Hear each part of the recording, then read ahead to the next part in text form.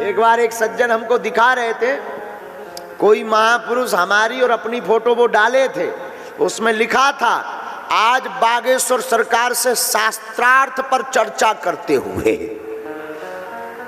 ना तो बागेश्वर सरकार को ABCD शास्त्रार्थ की पता है, ना खुद को। तो ये दुनिया ना, इसको कहते हैं फोटो सेशन। क्या कहते हैं? क्या कहते हैं? Photo session. तो भैया ये परोपकार नहीं है। परोपकार क्या है? आहा, परोपकार तो रहीमन जी की वाणी सुनिए। रहीम दास जी कहते हैं, देनहार को और है, भेजत है दिन रे, लोग भरम हम पर करे, याते नीचे ने। लोग भरम हम पर करे, याते नीचे ने, याते नीचे ने। रहीम बाबा कहते हैं, भैया देखो क्या अद्भुत रचना की रहीम दास जी ने। देने वाला कोई और है जो भेज रहा।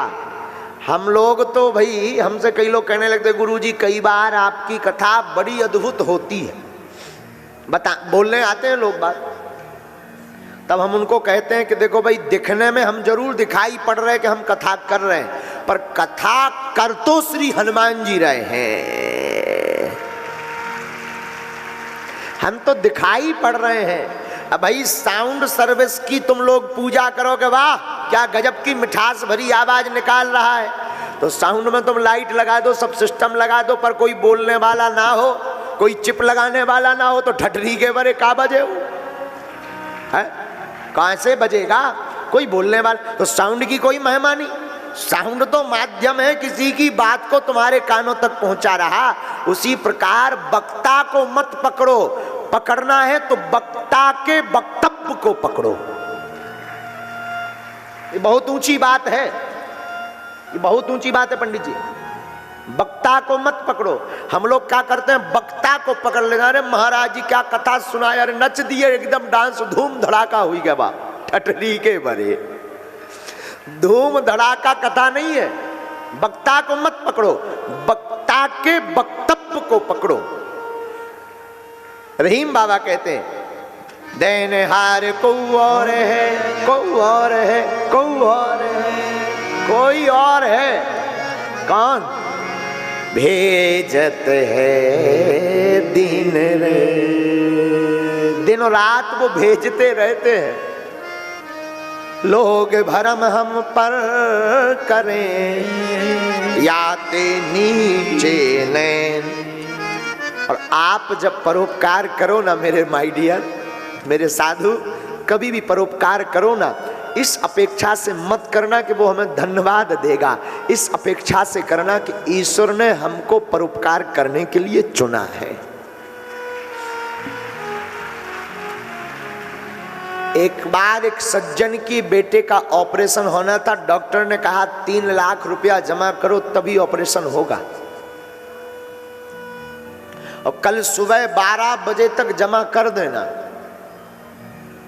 उन सज्जन का कोई रिश्तेदार नहीं था, कोई नातेदार नहीं।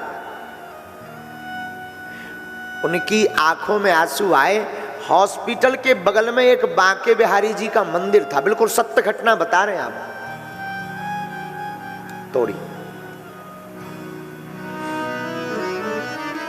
वो बांके बिहारी जी के मंदिर में आकर बैठ गए सीढ़ियों पर। पट तो बंद थे, लेकिन माधव मनमोहन की याद में झरझर आंसू बहाते हुए गोविंद का ध्यान करते हुए कहने लगे, प्रभु कल भी तुम्हारे बिना कोई नहीं था हमारा, और आज भी आपके अलावा इस संसार में हमारा कोई नहीं है। हाँ, डॉक्टर ने कहा है कि 3 लाख रुपया जमा करो तब कल ऑपरेशन होगा, वरना छुट्टी करवा के घर ले जाओ। गोविंद, हमें कोई दिक्कत नहीं है, हम वापस ले आएंगे अपने बालक को, लेकिन लोग आप पर हंसेंगे। बड़ा बिहारी जी का भक्त बना था, क्या कर लिया बिहारी जी ने?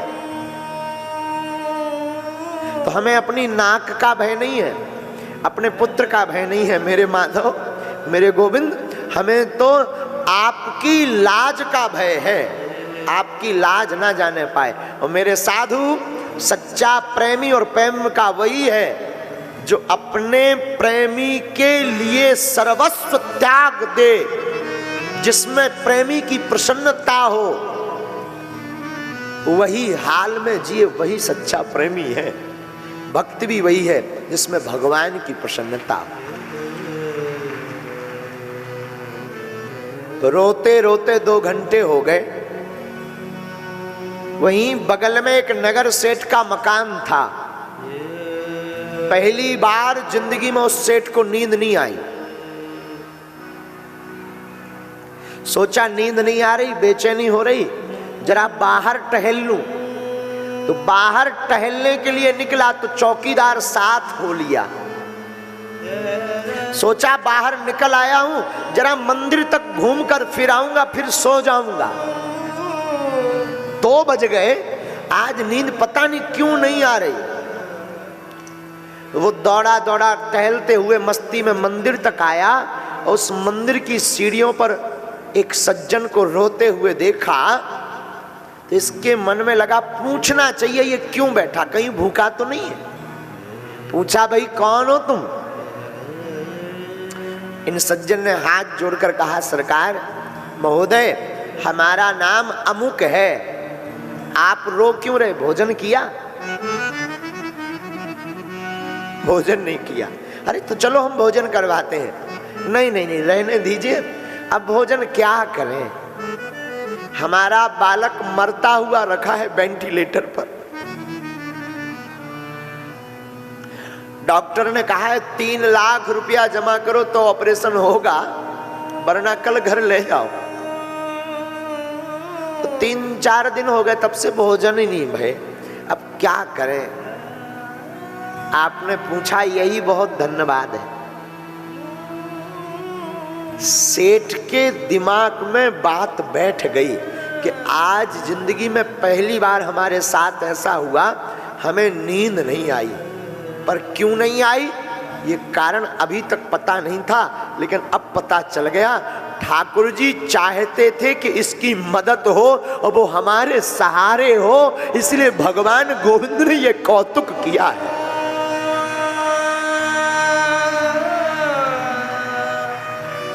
उस सेठ की, अमीर की आंखों से झरझर आंसू बह गए। बोले, भैया समझो तुम्हारी माधव ने सुन ली। तो ये व्यक्ति कहता है, कहां से सुन ली? डॉक्टर ने तो 12 बजे तक का टाइम दिया है, हमारा कोई रिश्तेदार है नहीं है, उधार हमें मिलना नहीं है, संपत्ति सब हमने बेच दी, किराया का मकान भी नहीं बचा, रोड पर फुटपाथ पे आ गए। अब तो लगता है बालक को बचना नहीं है, बालक को सुबह छुट्टी करवानी पड़ेगी, वरना डॉक्टर फेंक देंगे। उस सेठ ने हाथ पकड़ा, कहा, भैया अभी तुमने ये बात किससे बोली? तो इन सज्जन ने कहा कि हमारा तो कोई नहीं, हमने तो ये बातें सब ठाकुर जी को सुनाई कि हमारी तो कोई नहीं, आपकी लाज चली जाएगी, अपनी लाज हो सके तो बचा लेना, तुम बिन कौन है हमारो।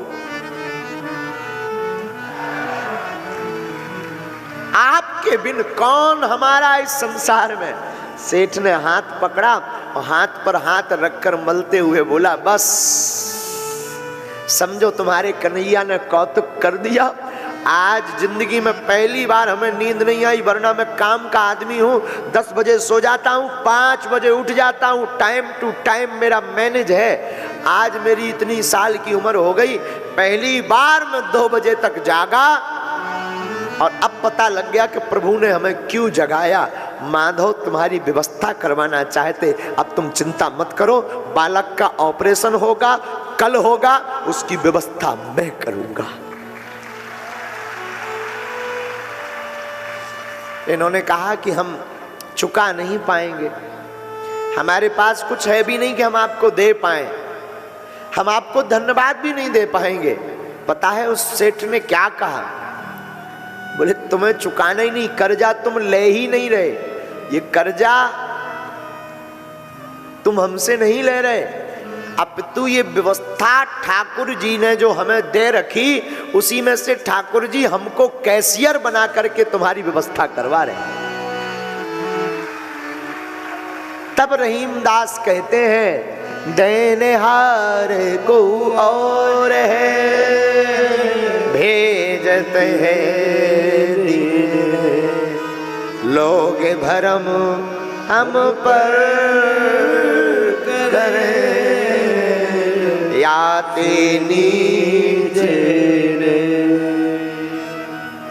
मेरे पागलों, इस संसार में हमें तुम्हें देने वाला कोई और है। कल हम जब जा रहे थे ना, रहीम बाबा से हमें याद आया, कल हम जब जा रहे थे ना तो रास्ते में इश्तियाक खान साहब खड़े हुए थे, इश्तियाक एकदम रास्ते में। उन्होंने कहा गुरुजी हमारे बच्चों को आपसे मिलना है, वो आपके बहुत फैन हैं। हमने त्रिपाठी जी को भी कहा जो यहाँ के टीआई महोदय थे, हमने कहा त्रिपाठी जी कल आप इनको मिलवा देना।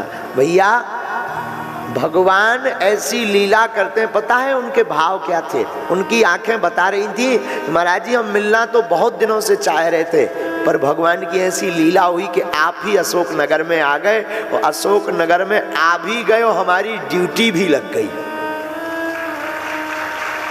वो पुलिस में कहाँ है जरा, यही है क्या? बुलाइए जरा, बच्चों को लेकर आए हैं।